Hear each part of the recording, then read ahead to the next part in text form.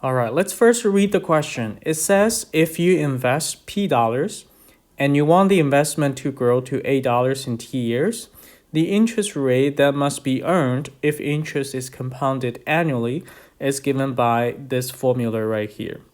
If you invest $3,000 and want to have $5,000 in 2 years, what interest rate must be earned? Round your answer to the nearest 10th percent. Okay, so as you can see, it's asking you for the interest rate, which is R. And we do have a formula to calculate R.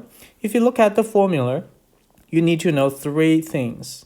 First is A, and then you have P, and finally you have T. So let's just find out all those 3. P is the initial amount that you invest. In this case, will be 3,000. So P is 3,000. A is the money that you want the investment to grow to. It's like your goal.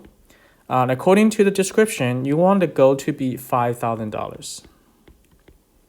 T is the number of years for your investment. In this case, it's 2 years. So T is 2.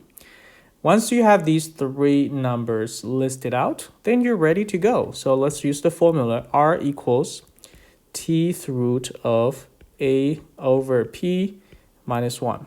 This is the formula. Now let's plug in. R equals, T is 2, so it's essentially a square root. Even though we don't need to write that index 2, but let's just write it there.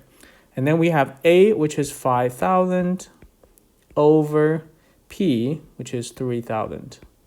And then minus 1. Don't forget that. And then use your calculator to calculate what this is. And then round it to the nearest 10th percent. Nearest 10th percent is the same as 3 decimal places.